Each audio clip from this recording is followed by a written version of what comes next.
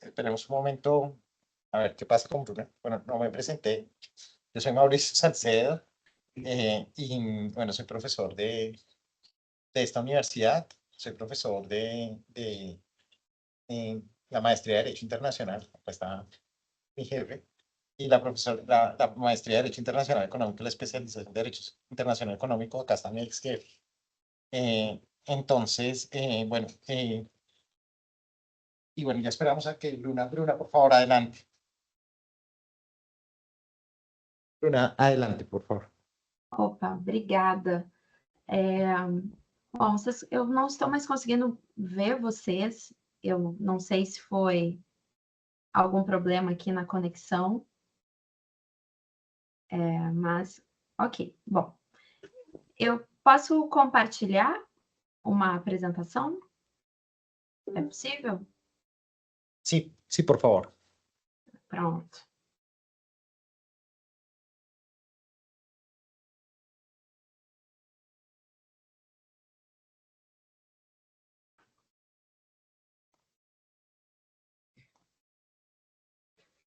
Bom, então, mais uma vez, obrigada por estar aqui hoje no Seminário Internacional Integração e Convergência da América Latina e do Caribe. O tema que eu gostaria de compartilhar com vocês aqui hoje, para a gente discutir nesse escopo da América do Sul, né? Então, estando aí na Colômbia, eu gostaria muito de estar aí com vocês, mas é o tema da integração regional de infraestrutura na América do Sul, os projetos atuais e perspectivas futuras. Desde já é importante eu situar que eu falo, né, de uma perspectiva brasileira sobre esse processo. Então, é um tema que eu venho pesquisando durante toda a minha trajetória acadêmica. Minha tese de doutorado é sobre este tema, e eu trago muito a partir de um olhar, de uma perspectiva brasileira em relação à integração regional e o papel que o Brasil assume em relação aos vizinhos, em relação à América do Sul.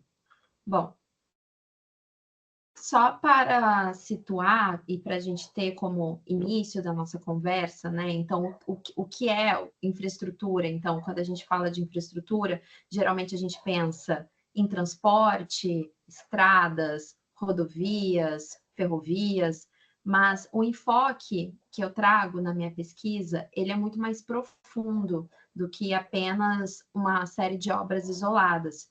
Seria mais no sentido de um conceito que permite a organização de uma sociedade. Então, são todas as estruturas físicas e sociais que fazem com que a economia, o comércio, as relações políticas, as relações sociais de um determinado território se materializem na realidade. Então, para muito além, né, de uma série de obras físicas, a gente tem, de fato, com a infraestrutura, a possibilidade e a tangibilidade, ou seja, algo materialmente que conecta pessoas, economias, mercados, culturas e sociedades. E no caso da integração regional, e isso vem muito também do modelo europeu, a gente tem na infraestrutura, um viés importante para que a integração possa, de fato, acontecer entre diferentes países e diferentes, né, aí, economias e culturas.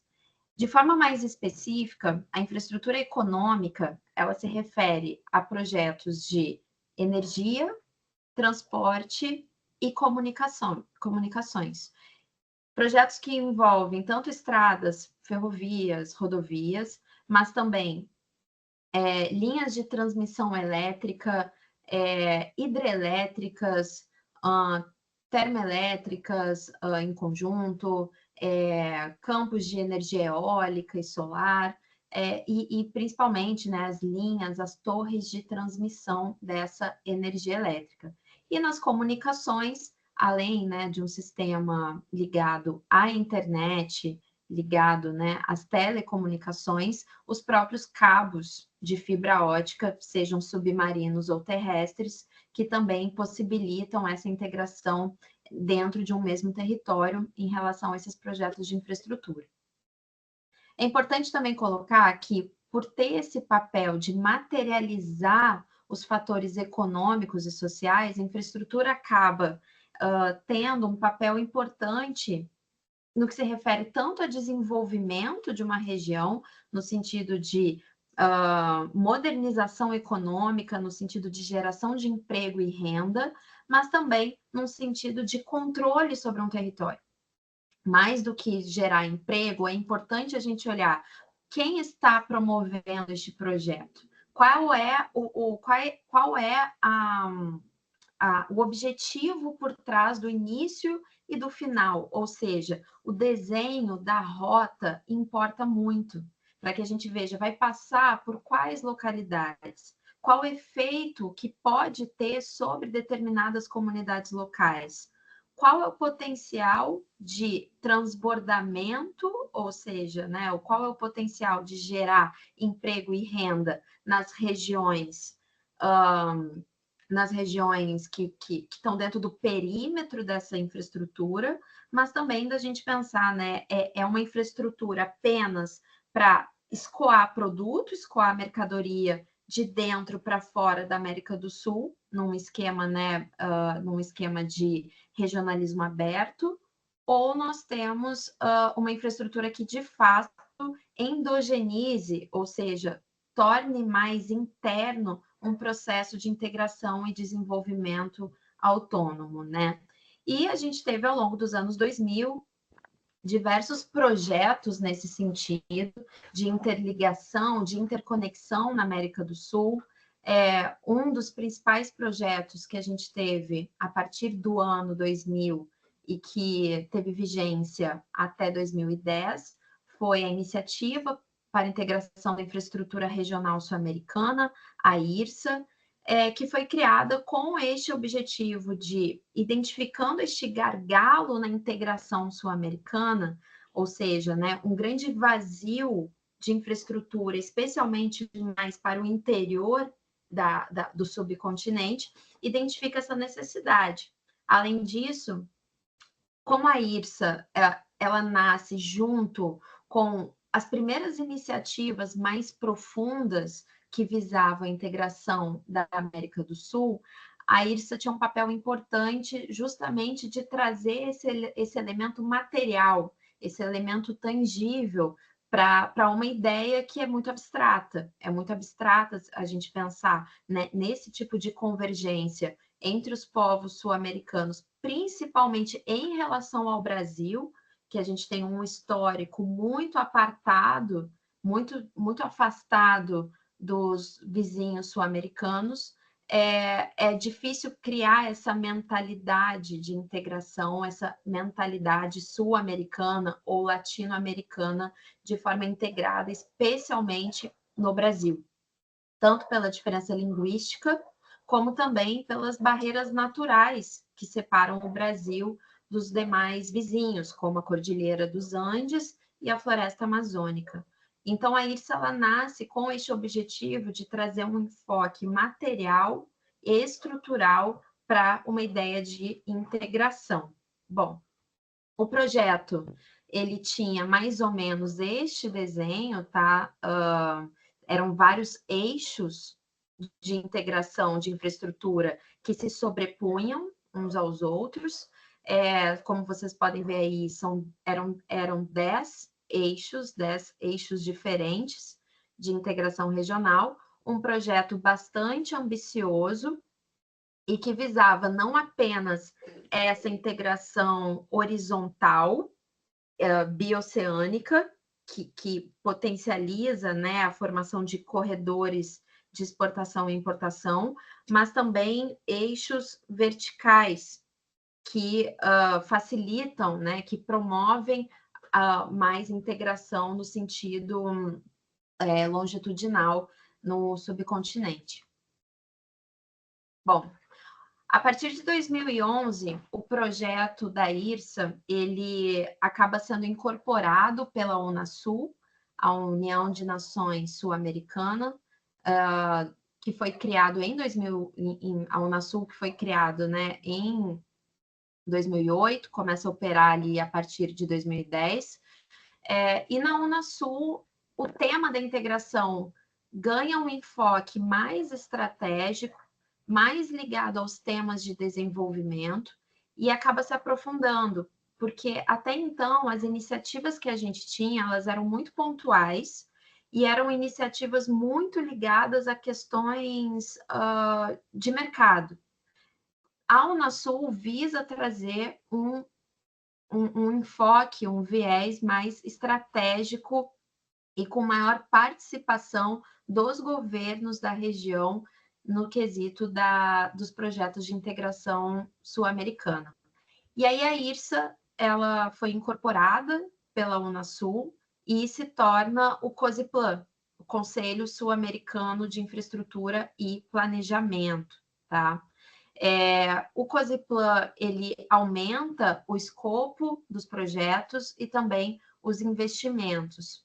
Ainda assim, mesmo com os avanços que a gente teve, tanto na IRSA como no COSIPLAN, eles acabaram ficando muito restritos. Muitos dos projetos, a maioria deles, não foram concluídos, tá? Então, dos 581 projetos que a gente tinha sob o COSIPLAN em 2016, apenas 128 deles foram concluídos. E, principalmente, desses 128 projetos, a maioria deles eram de menor impacto. Os grandes projetos não foram concluídos por diversas razões que a gente vai conversar agora. Mas aqui, nesse gráfico, a gente consegue perceber a evolução dos investimentos e a evolução dos projetos, tanto a partir da IRSA, ali em 2003, 2004, como a partir ali de 2011, que continua essa trajetória crescente, chegando aí a quase 600 projetos de infraestrutura, de energia, transportes e comunicações, e um investimento previsto aí da ordem de 200 bilhões de dólares. Bom, aqui, como vocês podem ver, a primeira tabela mostra quantos projetos foram concluídos sob a IRSA. Então, dos 524 projetos entre 2003 e 2010, ou seja, durante 7 anos, foram projetados 524 projetos e apenas 10% deles foram concluídos. E o COSIPLAN, ele aumenta esse percentual para 22% dos projetos concluídos, mas ainda assim muito abaixo das expectativas e o que se torna ainda mais distante se a gente olhar para a profundidade desses projetos.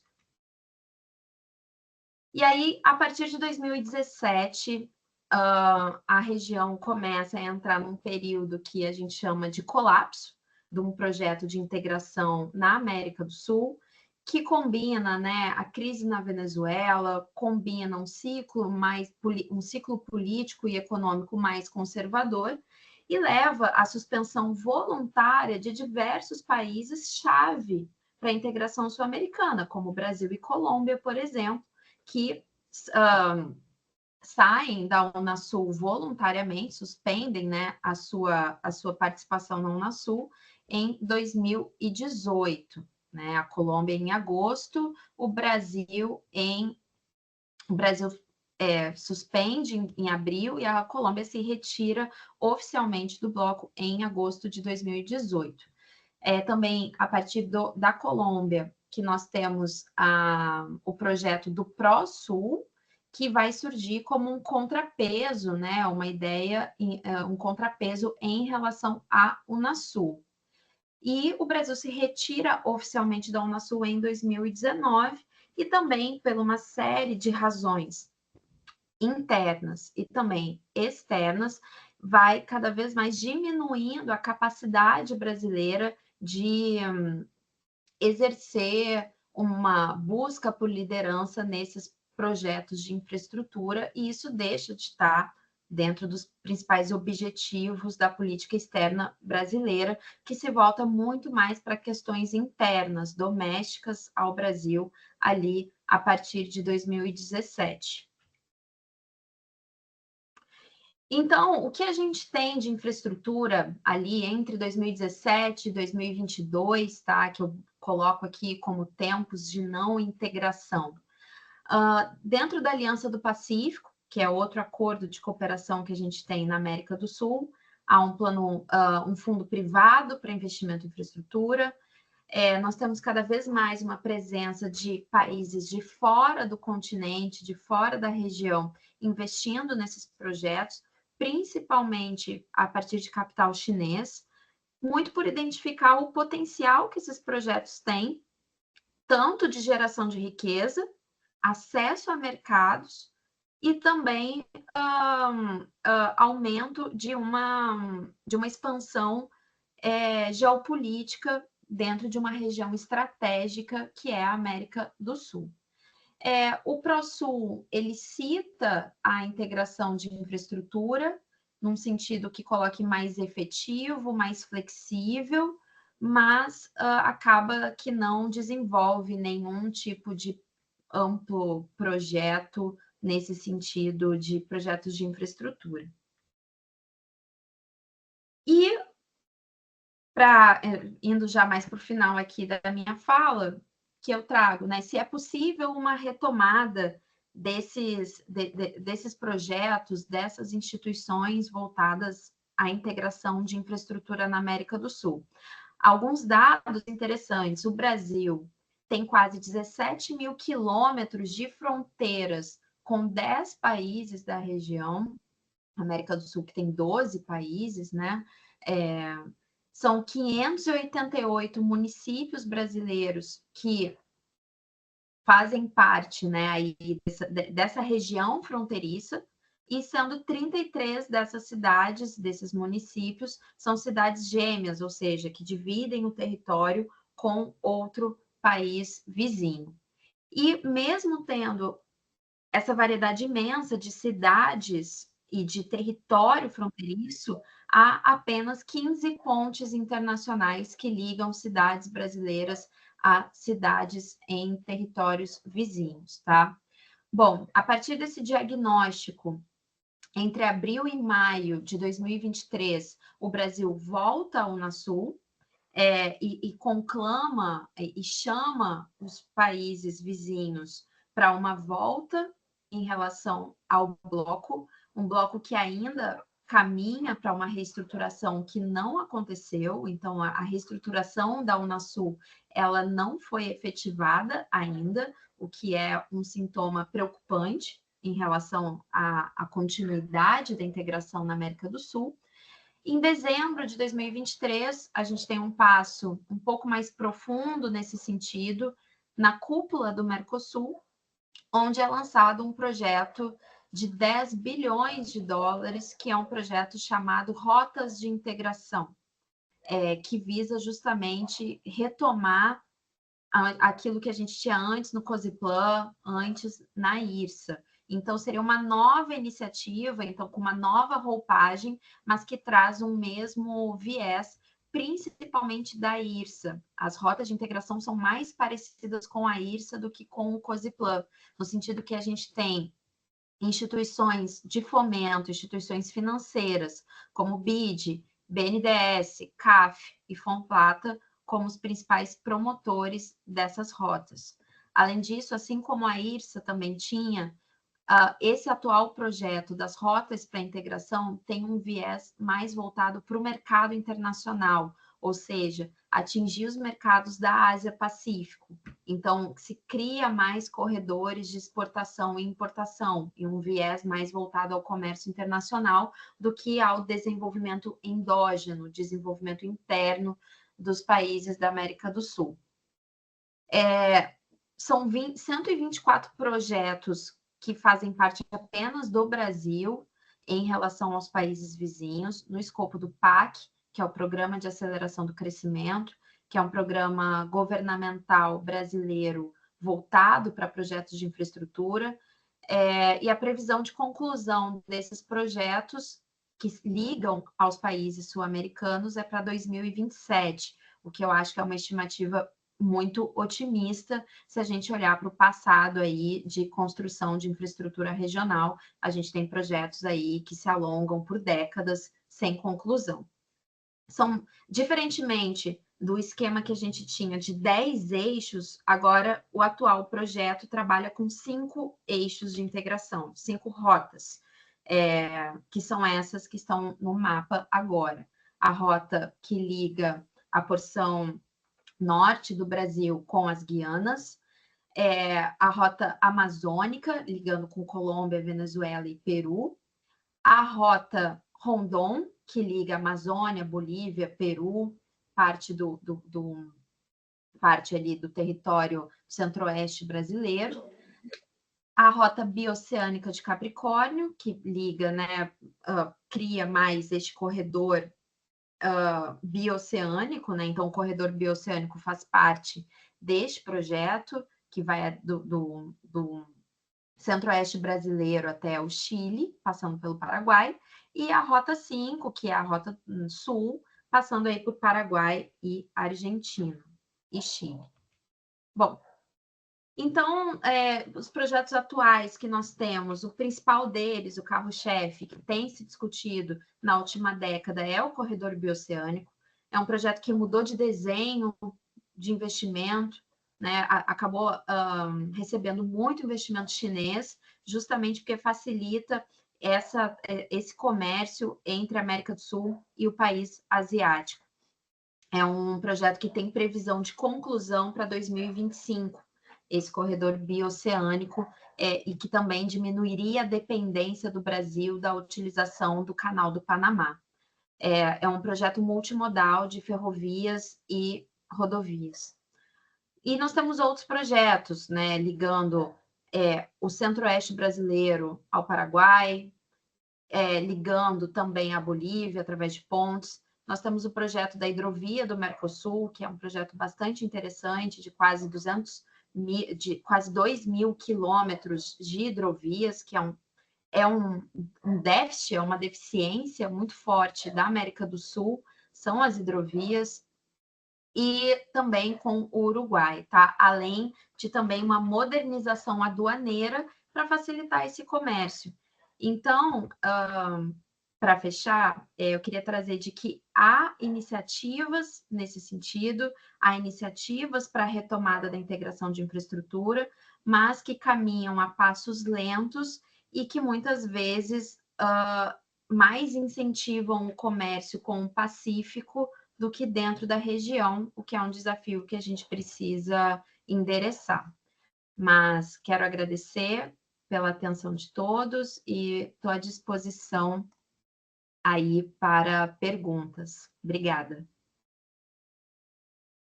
Gracias.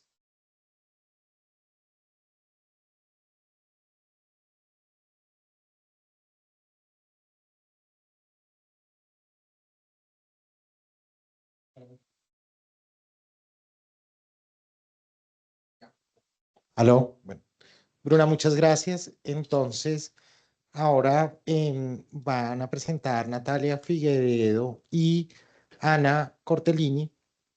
Natalia es profesora en la Universidad de Sao Paulo y Ana es doctoranda de la Fundación Getúlio Vargas. Entonces, la ponencia es esencialmente Latin America for Sale, ¿sí? Entonces, bueno, Natalia. Gracias. Ana, você me escuta? Escuto, vocês me escutam? Sim, tranquilo. Buenas tardes a todas y todos. Voy a empezar a presentar el artículo que escribimos con Ana, con un tema más específico de adquisiciones de tierras por grandes inversores en América Latina y propuestas para una respuesta, posibles respuestas para una convergencia en este tema. Disculpen, yo no hablo español muy bien, pero yo voy a intentar leer algo que tengo preparado, ¿ok? En resumen, nuestro artículo explora las dinámicas de la adquisición de tierras en América Latina por grandes inversiones.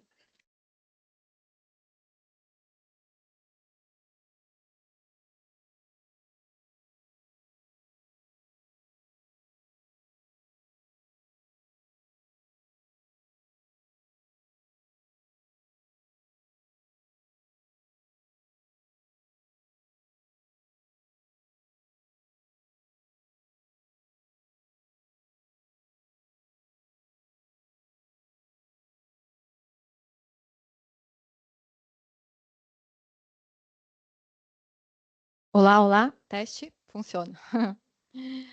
Entonces, en resumen, nuestro artículo explora las dinámicas de la adquisición de tierras en América Latina por grandes inversores y los desafíos regulatorios que este fenómeno genera. Además, proponemos directrices para una convergencia regulatoria regional que ayude a los países latinoamericanos a enfrentar estas cuestiones.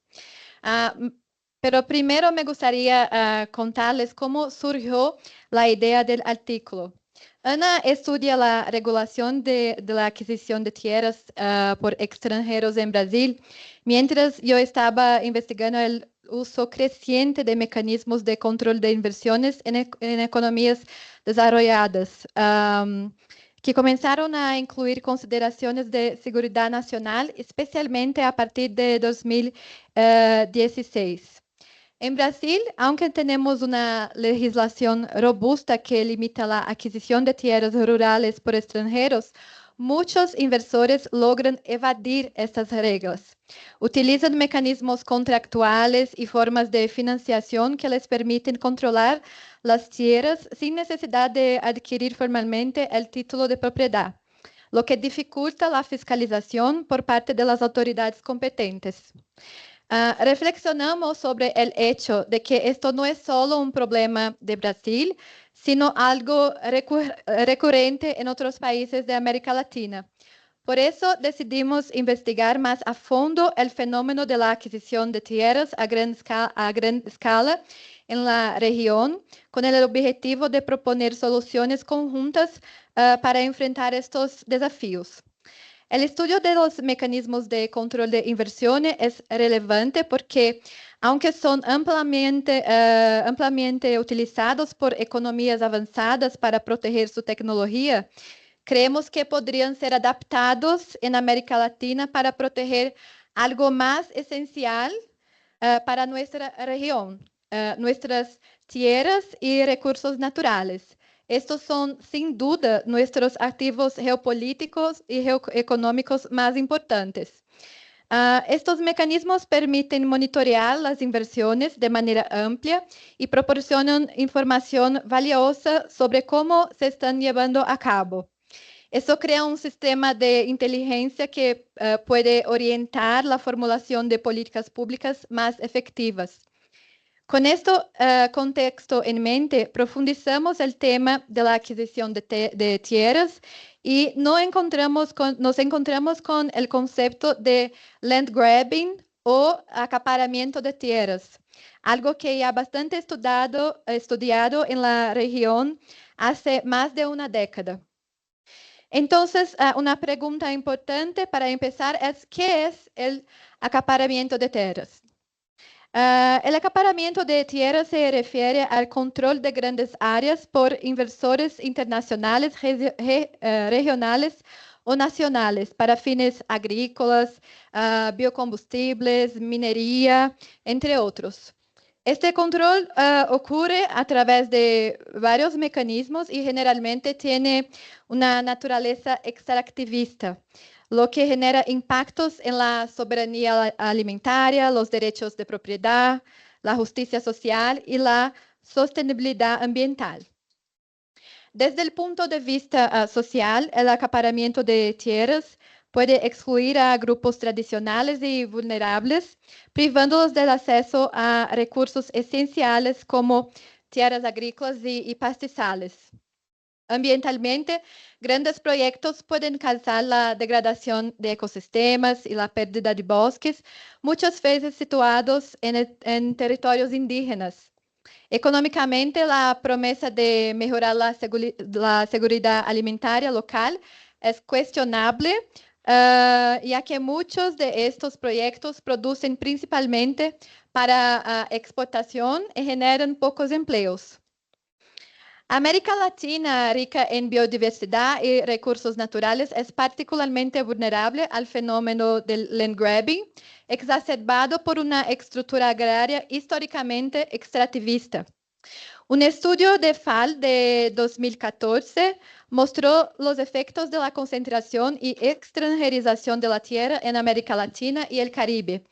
Más recientemente, los estudios de Landmetrics, una iniciativa global que monitorea grandes adquisiciones de tierras, continúan mostrando este fenómeno. Es importante mencionar que estos datos están subestimados debido a la dificultad de recolectarlos. De todas las formas, entre 2000 y octubre de 2023 se identificaron cientos de transacciones de adquisición de tierras a gran escala en América Latina, que abarcan una área equivalente al territorio de Portugal. El 40% de estas áreas presenta conflictos que son más prevalentes en Brasil, acá en Colombia y Argentina. Y en 10 de los 18 países analizados, el control de la tierra está en manos mayoritariamente de extranjeros. ¿Y cuáles han sido las respuestas regulatorias a este fenómeno? Aunque la tierra originalmente se veía como un tema vinculado a la soberanía nacional, hoy en día es una mercancía global importante, sujeta a las fuerzas de mercado y las estrategias de inversión transnacional. Además, la escala y naturaleza de los problemas derivados del acaparamiento de tierras han suscitado preocupaciones a nivel global. Por esta razón, podemos identificar iniciativas a nivel mundial que buscan abordar este tema. Las más importantes son instrumentos de soft law aprobados en el Consejo de Seguridad Alimentaria de la ONU, como las directrices voluntarias para la gobernanza responsable de la tierra y los principios para inversiones responsables en agricultura. En América Latina, sin embargo, el tema se aborda de manera indirecta, dentro de discusiones más amplias como el desarrollo rural y la sostenibilidad, sin un proyecto claro para una regulación regional coordinada. Un ejemplo inspirador viene del África, donde la Unión Africana, junto con la ONU y el Banco Africano de Desarrollo, elaboró un marco para las políticas de tierra, el Frameworks and Guidelines on Land Policy in Africa. Tras 3 años de consultas regionales, identificaron desafíos en la gobernanza de la tierra y propusieron directrices para una política coordinada entre los países africanos. Naturalmente, a nivel nacional, cada país adopta diferentes estrategias. Ahora le paso la palabra a Ana, que va a hablar sobre el caso brasileño para ilustrar los desafíos que enfrentan los países americanos en la regulación del land grabbing y presentar algunas propuestas para una respuesta regional coordinada.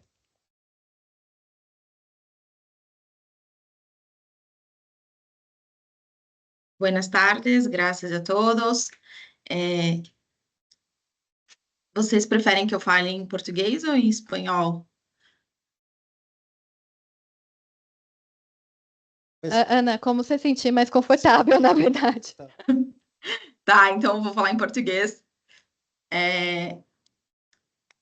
Primeiro eu queria agradecer a Natália por esse trabalho, e é a primeira vez que eu participo de um seminário internacional falando. Obrigada a vocês. Falar agora um pouco sobre as propostas de convergência regulatória. A legislação brasileira ela tem uns limites para aquisição de terras por estrangeiros, e esses limites têm uma regulação que ela está clara. Essa clareza vem de um parecer da AGU, que não necessariamente tem a base de lei, mas sim um parecer. mas o problema não está na falta de legislação, o problema está acontecendo por conta da falta de transparências nos registros da terra e a dificuldade de monitoramento das transações, especialmente em áreas mais distantes. Hoje, o INCRA é o órgão responsável por esse controle. Os cartórios e tabelionatos de nota, em tese, fariam uma pré-análise, mas o INCRA acaba sendo o grande órgão que tem essa competência. Mas o espaço de terra é tão grande no Brasil que o INCRA acaba não dando conta da quantidade de atividade envolvida. Então, o que a gente observou é que quando o INCRA atua e ele impede essa aquisição, tem um processo crescente de financiarização. A terra está sendo adquirida de forma indireta. Ao invés de um estrangeiro fazer a compra, ele faz estruturas societárias e financeiras envolvendo fundos de investimentos para adquirir a terra.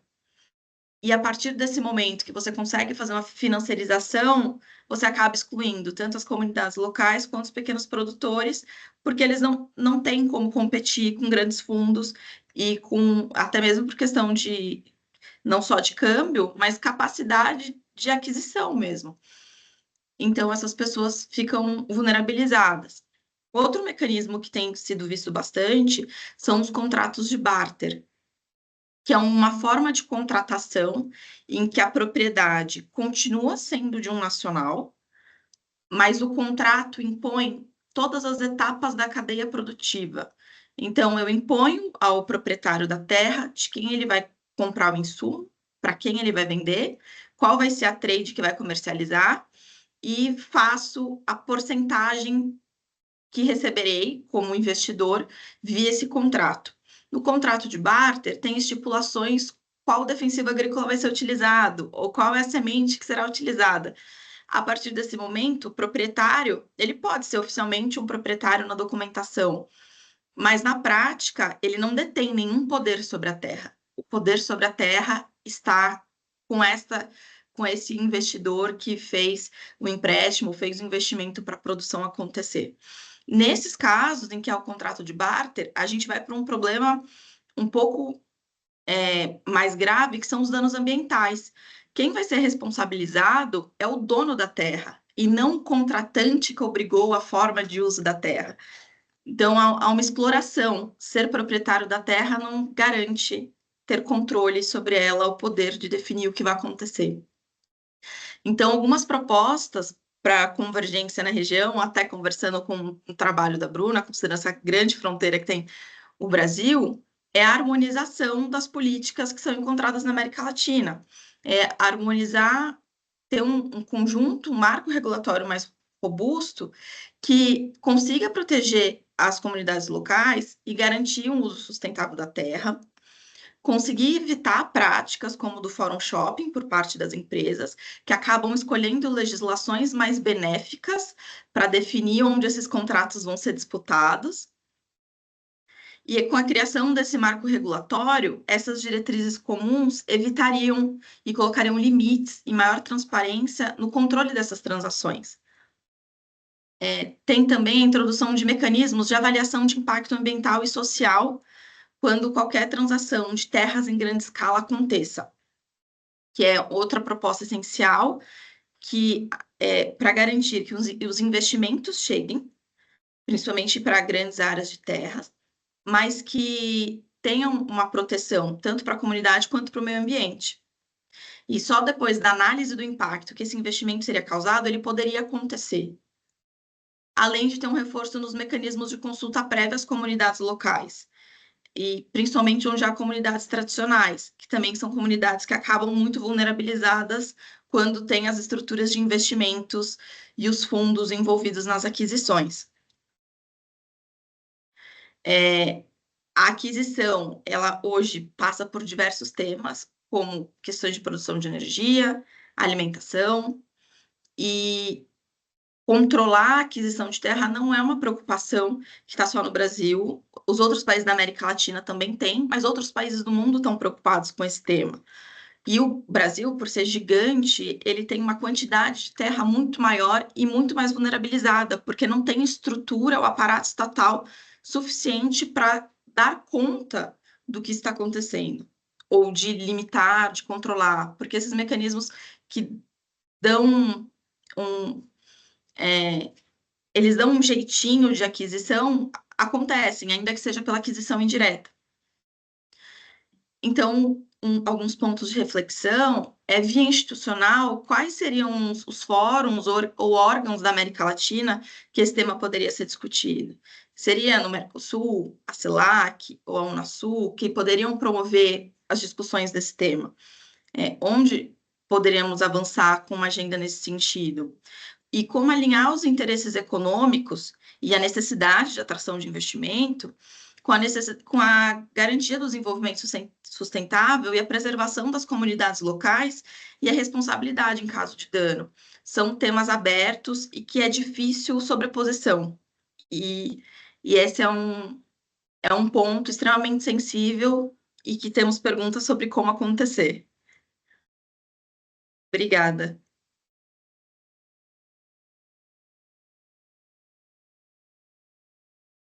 Bueno, Ana, muchas gracias. Tal vez no sé si hay preguntas del público. Bueno, quizás entonces tal vez un par de preguntas como para amenizar un poco la discusión. Sí,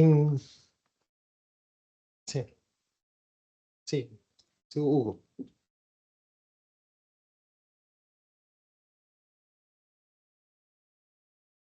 Para quais são as consequências sociais do acaparamento de terras no Brasil? ¿Cuáles han sido las consecuencias del acaparamiento de tierras en Brasil?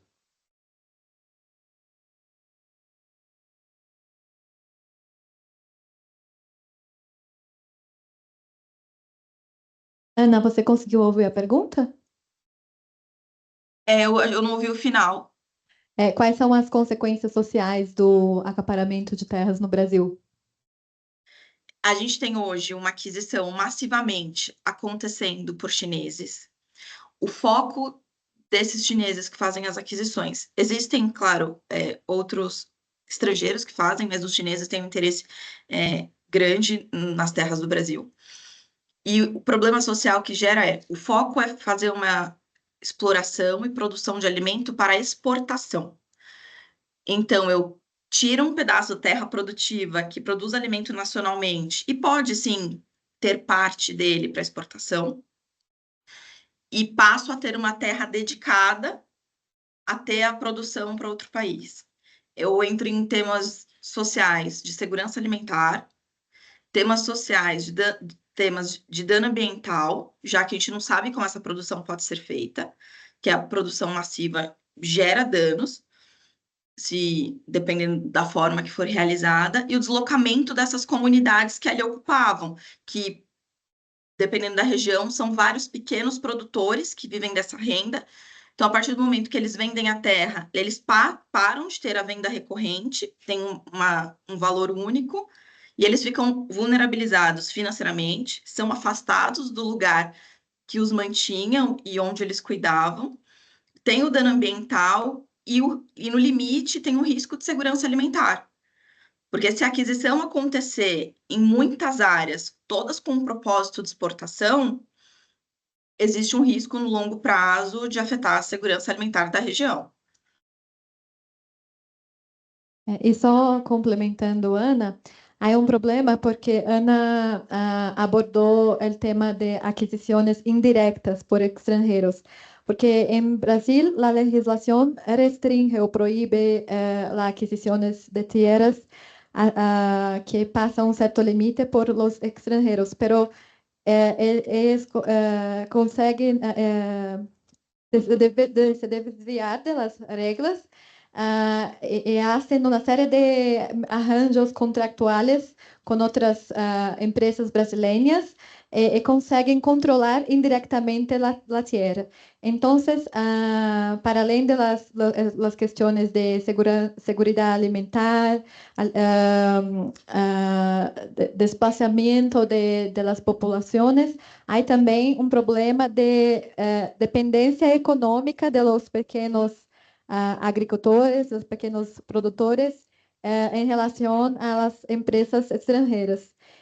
Una valorización del valor del precio de la tierra que dificultan el acceso por los brasileños. No, muchas gracias a las dos por las respuestas. Tal vez, Bruna está con nosotros, una pregunta para Bruna, y es, en este contexto de generación de infraestructura,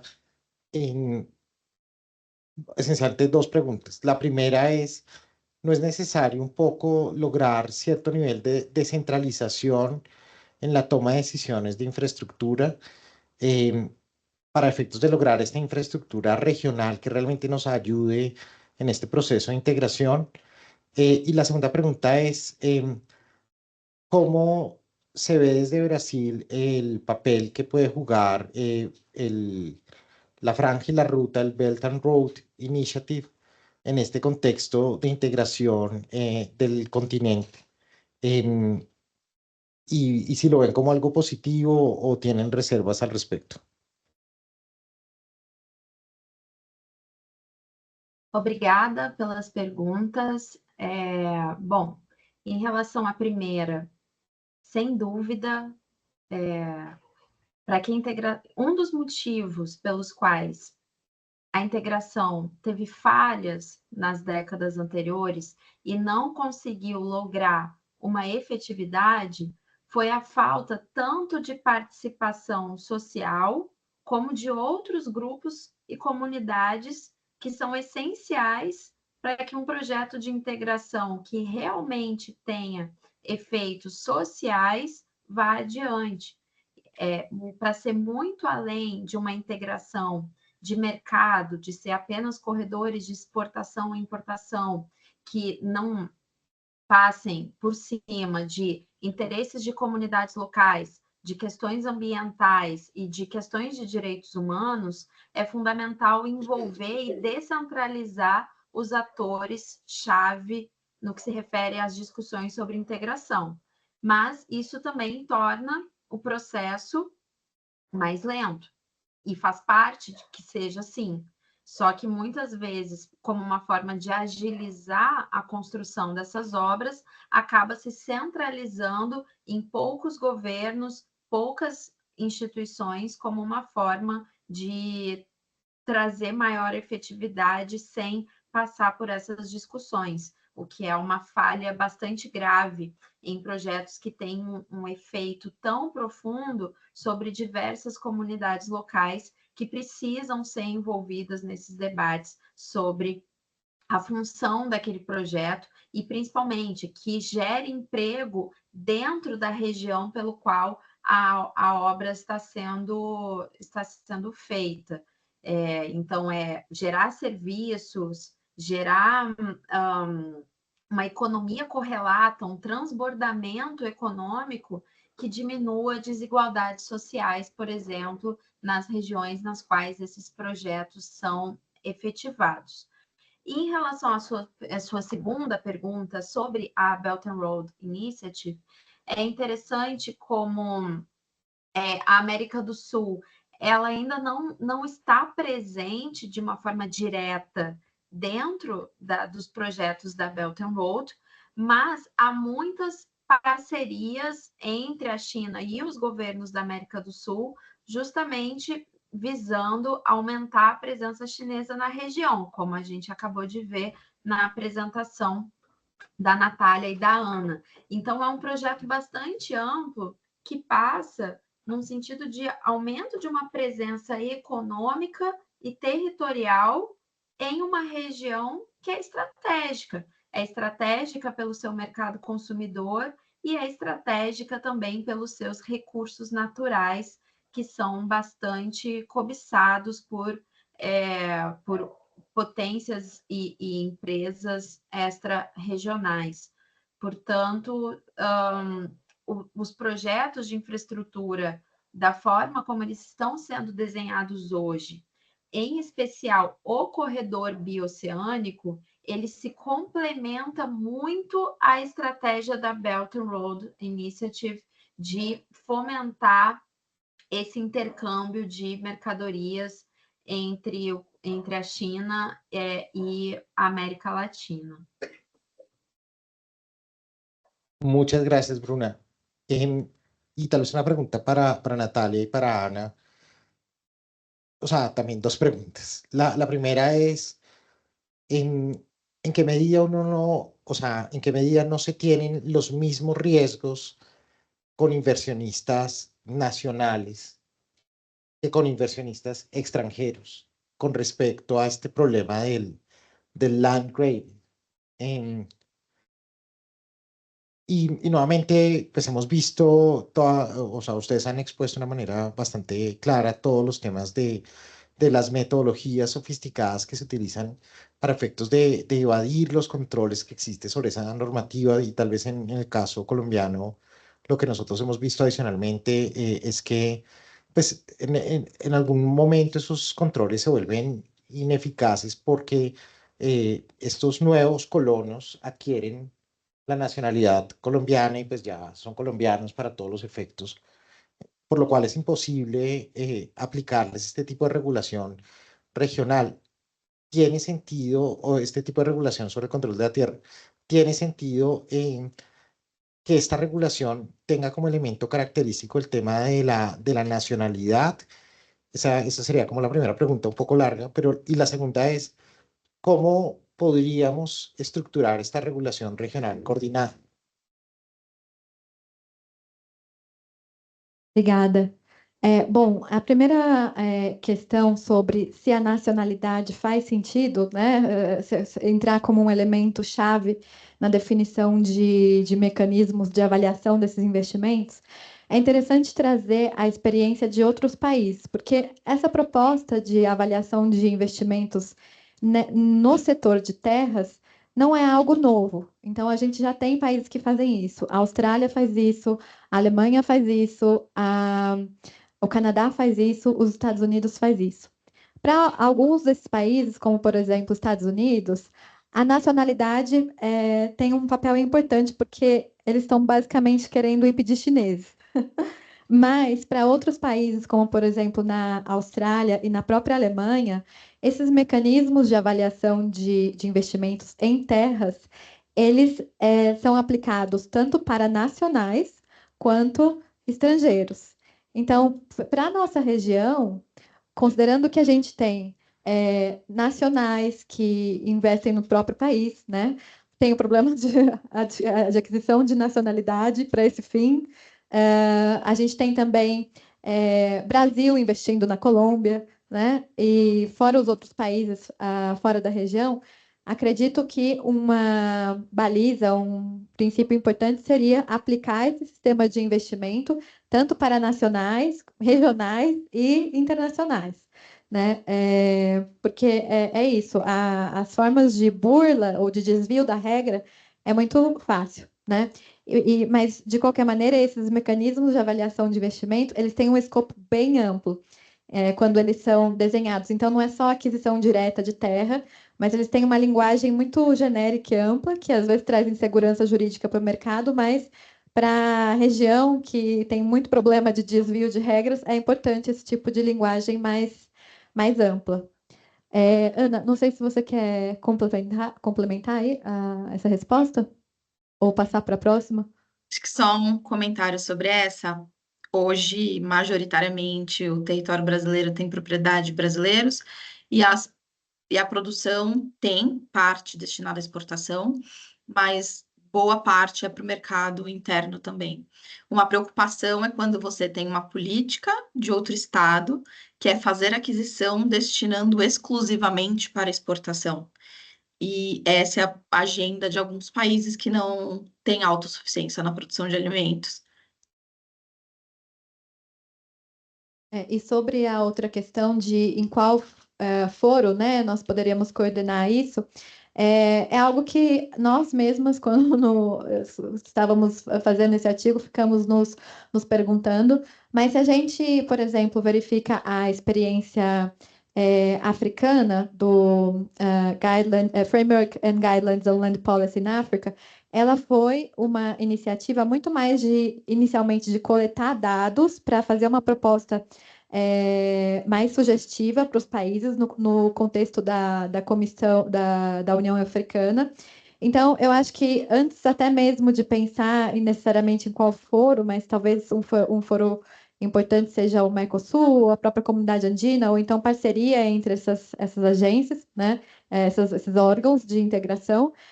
Mas, num primeiro momento, antes de qualquer coisa, é necessário levantar dados, né, dos países para que realmente essa política conjunta, essa orientação de uma política conjunta possa ser construída.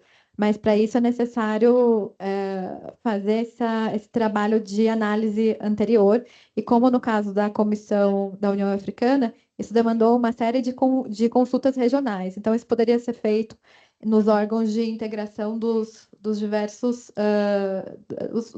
órgãos de integração existentes na América Latina. Ana, não sei se você quer completar. Bueno, no, muchísimas gracias a las tres. Yo creo que ha sido esencialmente un panel que nos ha mostrado cómo la integración como una idea gruesa, una idea amplia, una idea altruista, realmente pasa por poderse concretar en temas muy concretos. Y creo que los dos ejemplos que se han planteado acá, que son el tema relacionado con la unificación de las políticas para efectos de manejo de la tierra en todo el subcontinente, precisamente para evitar estos temas de forum shopping, estos temas de desviación y de evasión legal, es fundamental. Lo mismo que desde una perspectiva más ofensiva, menos defensiva, como la primera, como es el tema de infraestructura, la necesidad de tener un sistema de coordinación para efectos de mejorar la infraestructura que pase por aspectos mucho más concretos, como el tema de trabajo con las comunidades, como el tema de mejor coordinación en casos puntuales. Yo tal vez el mensaje que me llevo, el takeaway, para usar el anglicismo, es los mecanismos de integración parecieran que UNASUR es demasiado etéreo para efectos de realmente funcionar y servir para lo que necesitamos. Hugo planteaba unos ejemplos al respecto en el panel anterior. Probablemente necesitamos mecanismos de coordinación mucho más concretos para abordar estos temas. En el caso latinoamericano, creo que en Alianza del Pacífico hay algunas cosas que mostrar sin ser ideal. La comunidad andina es una cosa particular que tiene pros y contras y tiene cosas concretas y cosas cero concretas. Eh, y creo que en Mercosur pasa algo similar a lo que pasa en Lacan, pero sin duda, por ejemplo, yo percibo, y un poco es de mi percepción de funcionario público y oficial del gobierno colombiano ya por varios años, es que todavía las discusiones que tenemos entre países son muy etéreas. Y la discusión, por ejemplo, que Colombia tiene con Brasil, siempre es una discusión súper defensiva y es una discusión donde estamos un poco en el tema de, como dice un ex jefe mío, un jefe mío, sobre los cascos, en los cascos del caballo, uno contesta así. Esas discusiones realmente no avanzan porque no se está buscando resultados concretos sobre temas concretos. Y tal vez un poco una reflexión que le comentaba a Natalia antes de comenzar, y es, creo que debe haber una reflexión sobre el tema de descentralización. Bruna lo decía, definitivamente la integración no puede seguir siendo un rol donde estén exclusivamente involucradas las capitales y los funcionarios de capital.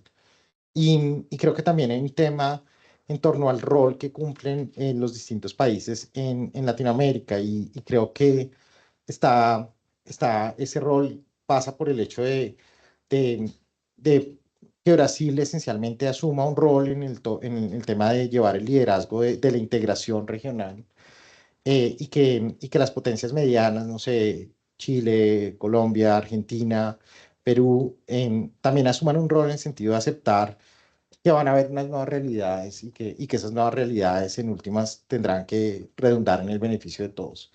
Entonces, sin perjuicio de, y un poco ponían el ejemplo del roaming en la charla pasada, y un poco los que estuvimos metidos en el roaming sabemos que lo que terminó pasando fue que Colombia, como el mercado más grande de la región, para poder tener roaming andino, tuvo que asumir el costo del roaming en Ecuador y en Bolivia. De otra manera, no tendríamos roaming andino. Y algo parecida es la discusión en materia energética en la región. Y es que al más grande le toca poner más. Esa es la realidad, así pura y dura. Entonces, pues nada, muchísimas gracias por asistir a este panel y no sé si hay alguna reflexión adicional o finalizamos. Bueno, muchas gracias entonces a todos. Permiso.